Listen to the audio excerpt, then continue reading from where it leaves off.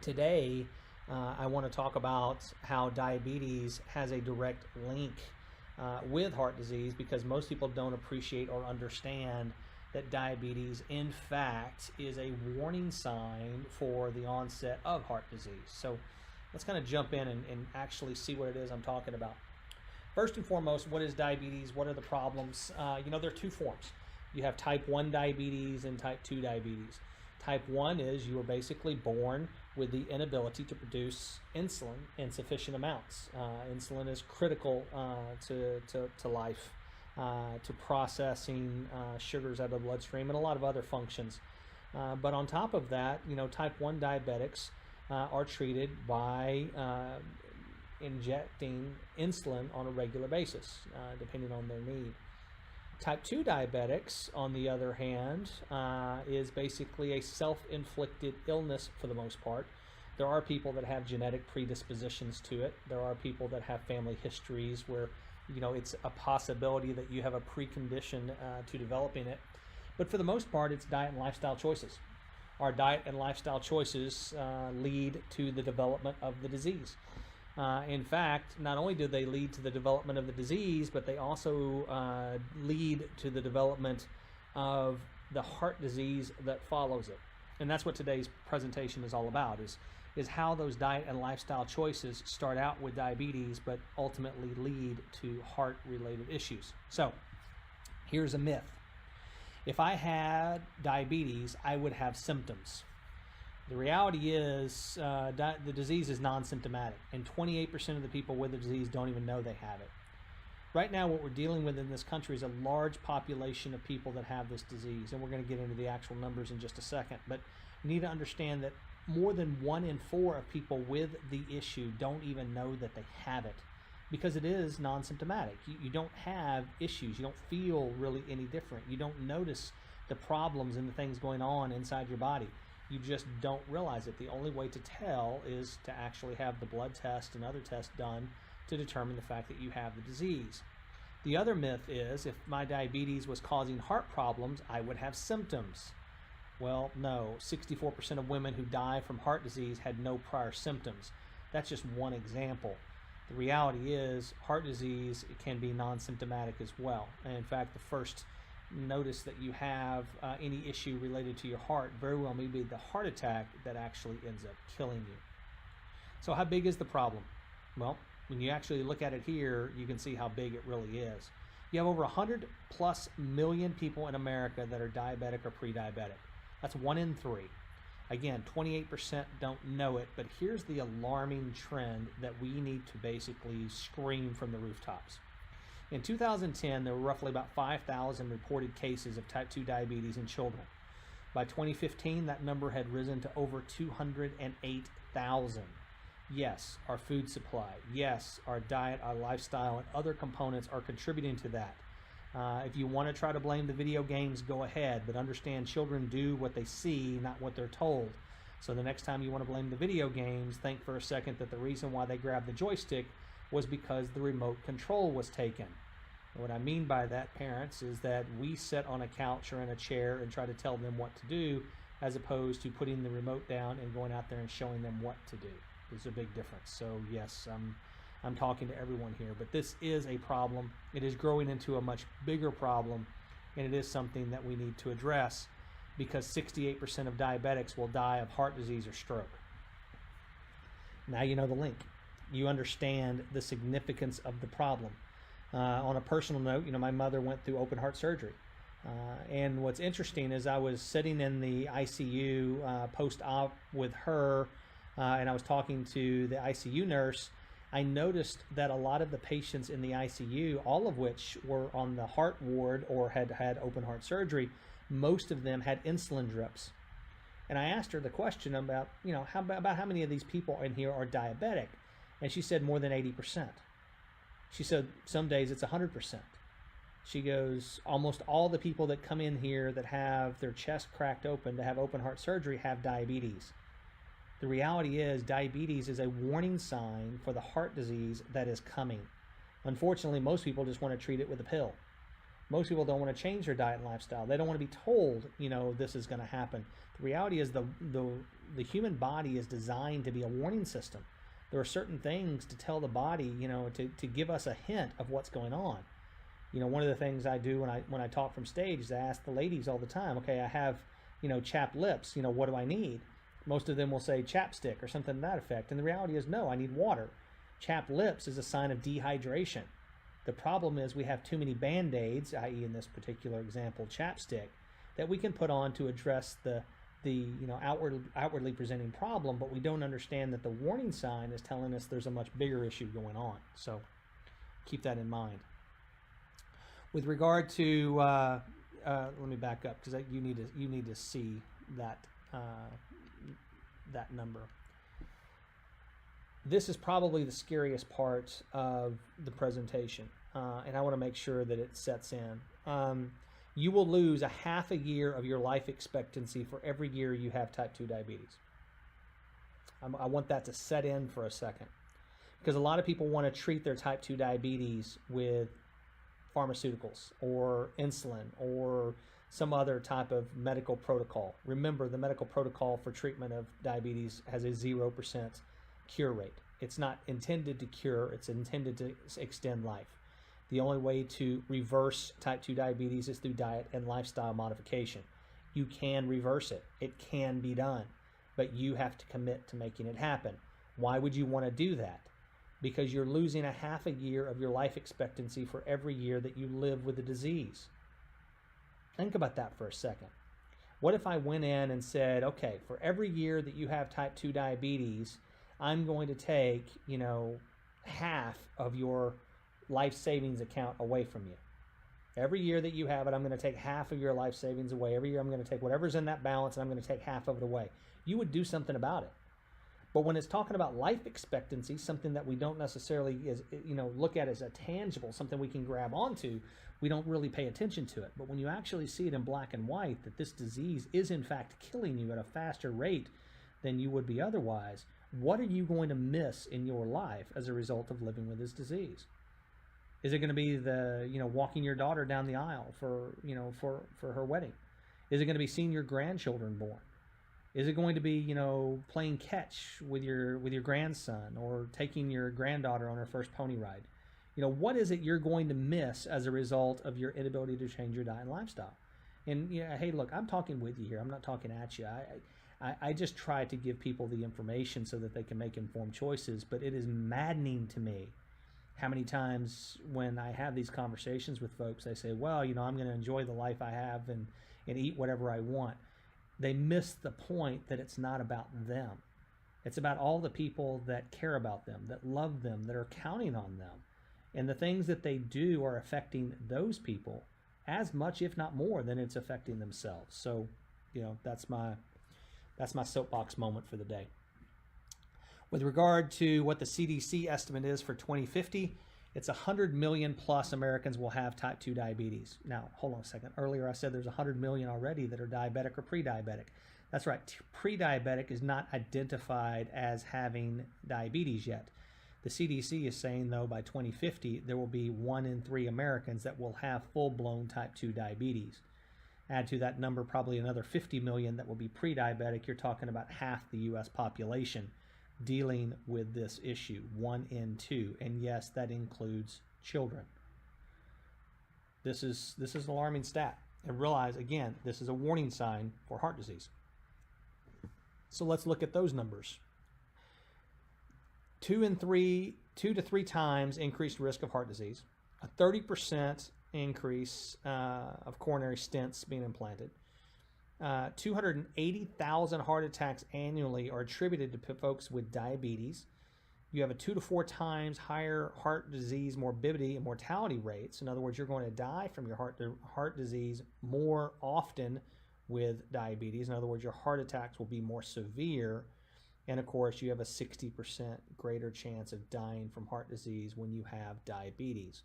It becomes almost unmanageable because you put these two together. So again, they are directly linked. Diabetes speeds up heart disease.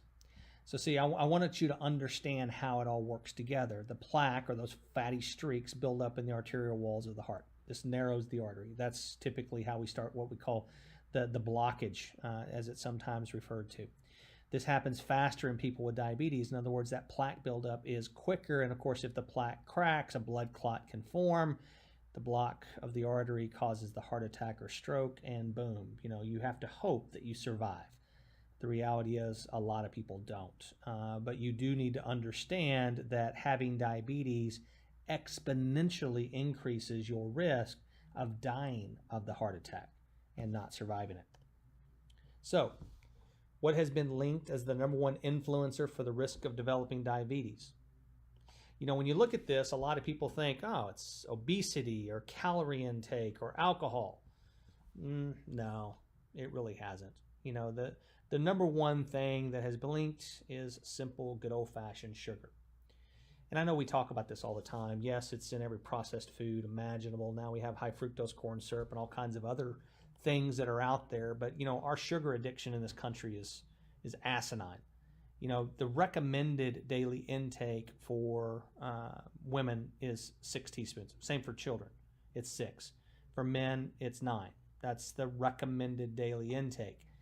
Unfortunately, our actual intake is a little bit different. So instead of 6 to 9, our average in this country is 33. 33 teaspoons. Think about that for a second. Ladies, you're more than 5.5 times per day of your sugar intake. Men, you're not doing as bad. You're almost 4 times. But the only reason that is true is because we can consume more. But the reality is 500 plus calories a day of our total intake is coming from these sugars. That's 150 pounds a year, or a dump truck full in our lifetime. We have a huge sugar problem. So Americans consume more calories from this ingredient than from any other source, and that is the high fructose corn syrup. It is in everything. In fact, if you watched any of the Super Bowl ads this last year, the Super Bowl game, most people took a nap during, but the Super Bowl ads themselves, one of the greatest advents of marketing took place when Bud Light, a beer commercial that you're already not thinking healthy at all, basically took on Miller Lite and Coors Light for their inclusion of high fructose corn syrup in their ingredient profile. In fact, Bud Light now is putting a nutritional facts panel on its box so that you can see the nutritional facts of its beer. Yes, this is now the society that we live in. You have alcohol companies that are touting the fact that they don't use high fructose corn syrup and others do. So somehow, through this advertising genius, Bud Light became the healthy choice of beer consumers. The reality is high fructose corn syrup is everywhere. It's in everything. You need to be conscious of this because we are consuming it at an alarming rate. And in fact, if you look at the rate of obesity and the rate of consumption of high fructose corn syrup, there is a direct correlative effect since 1970 of the percentage of the population that is obese to the percentage of the population that is consuming and the amount of pounds per person that is being consumed of this ingredient. By the way, high fructose corn syrup has 0 nutritional value, better known as an empty calorie. Yes, we're consuming a ton of it, and it has 0 value nutritionally to us, but it is full of all of the wonderful things that do absolutely nothing to us other than release dopamine and have that little pleasure center response. 1 tablespoon of it is 53 calories. 1 tablespoon of regular table sugar is 48 calories. There is kind of your high fructose corn syrup nutritional fact panel. And of course, the average American is now consuming 35 pounds or 127,460 calories of this wonderful syrupy substance per year. Think about that for a second. You are consuming 35 pounds of this a year, or roughly about 0.75 calories per week, or 0.75 pounds, 3/4 of a pound a week in high fructose corn syrup. That's what you're consuming. It is crazy that we're doing this to ourselves. And a lot of the reason why is because it is in every bag, box, jar, can, fast food, and also restaurant food out there. It's in everything. You can't get away from it unless you go back to doing the wonderful thing that no one seems to have time to do anymore, which is actually cook those meals from scratch. You know, I get questions all the time. Is this good for me? Is that good for me? And I always tell people the same thing. If it was on your grandmother's table when you were a kid, the chances are it's probably, pretty good for you. If it was not something that was ever found on your grandmother's table, you need to question yourself as to why it's on yours. Because when grandma was around, guess what? We didn't have a lot of this stuff in our food supply that we have now. So as a simple rule of thumb, if you're about to consume something that you never found on grandma's table when you went over to visit, you might want to be thinking about what's in it. That 349 calories per day is, in fact, the number of the high fructose corn syrup that we're consuming on average. Yes, so this is on top of our sugar. So yeah, you have 500 plus calories of sugar, 350 calories almost of high fructose corn syrup. That's 14% of our average daily 2,534 calories that Americans consume. Those are the numbers, folks. Our RDA percentages are based upon a 2,000 calorie diet. It's always amazing to me that, people forget the fact that we don't even have that as our possibility anymore. We have in this country, a snacking problem, as we've said. Men, your snack is over 500 calories a day, women over 400. When you take those snacks out, you're basically right at your RDA percentage calorie count. But with those snacks, our average in this country well exceeds what would be expected. Here's my myth. Controlling my sugar will control my diabetes. Well, not so fast. See, just because you're consuming sugar doesn't necessarily mean you're going to have diabetes. Controlling your sugar doesn't necessarily mean you're going to control your diabetes. You do have predispositions. You do have genetic predispositions. The best thing you can do to reduce your risk of heart disease and diabetes isn't necessarily control your sugar as much as it is to maintain a healthy weight, make better healthy food choices, stay active, and stop smoking. Those are the four things. It's very difficult to basically throw sugar out, or what they say, throw the baby out with the bathwater. You have an addiction to sugar. And I'm talking to everybody now, including myself. You have an addiction to sugar. In fact, that addiction is as strong as cocaine. We've seen the numbers, we've seen the stats, we've seen the MRIs.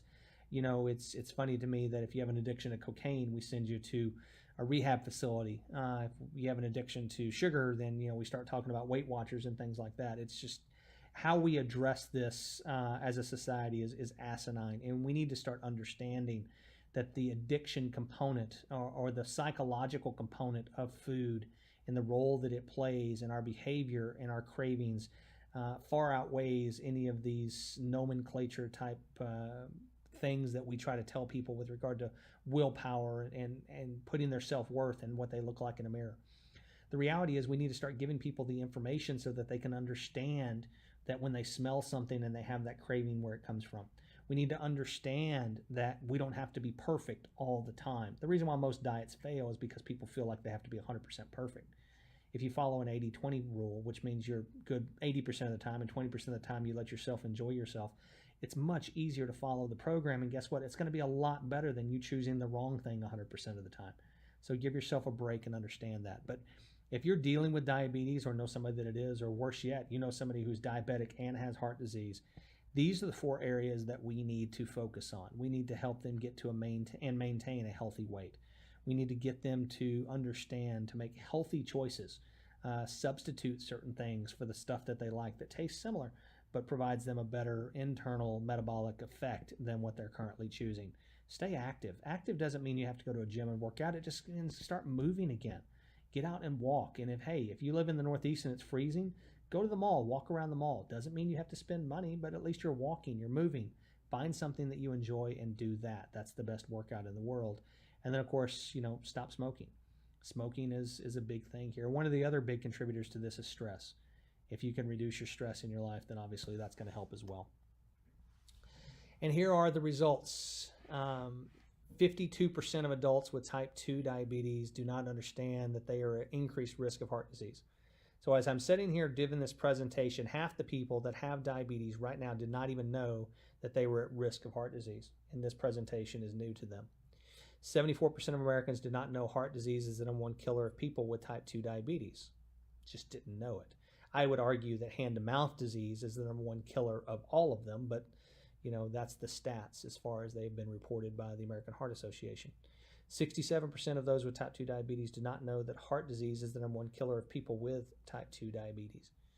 Only 34% of people overall and 41% of people with type 2 diabetes were aware that those with type 2 are at an increased risk of heart attack. It's kind of scary. There is a lot of misinformation out there and a lot of people that don't understand the link between the two. They don't understand that diabetes is the warning sign. Here's the interesting thing. If people with type 2 diabetes knew that they were at increased risk of heart attack or heart disease, 99% would be likely to do something about it. Well, now you know why this webinar is being done today. That right there. That stat right there. When I read that in preparation of this presentation today, simple knowledge that there was a link between type 2 and heart disease, 99% of people said they would do something about it. Well, guess what? Now you have the knowledge. Share it. Give it to the people that need it. Share it with the people that you care about and that you love.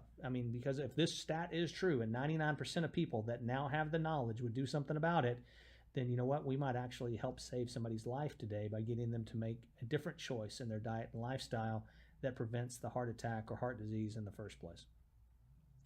And then, of course, more than 80% of people would speak to their healthcare provider, change their diet, eating habits, and exercise. Let's hope that's true. Because that's why these webinars exist, is so that we can give people that kind of information and we can have that kind of impact on the world that we live in. These webinars are designed to give you that type of power. They're not designed to talk down at you. They're not designed to scare you. They're designed to empower you with the information that you need so that you can make an impact on the world that you live in.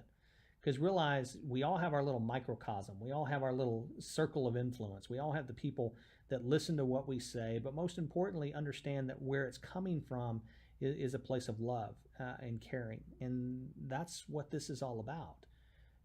I personally only have so many people that I can talk to on a regular basis, but if I put together these webinars and ID Life allows me the platform in which to do it, and we broadcast it out to all the ID Life followers out there, then guess what? All of those microcosms are being affected in a positive way. And that's what this is about, is affecting the planet, one person at a time, because one person affects thousands. And most people don't appreciate or understand how much their life impacts others until they actually take the time to share information like this with the people that they care about.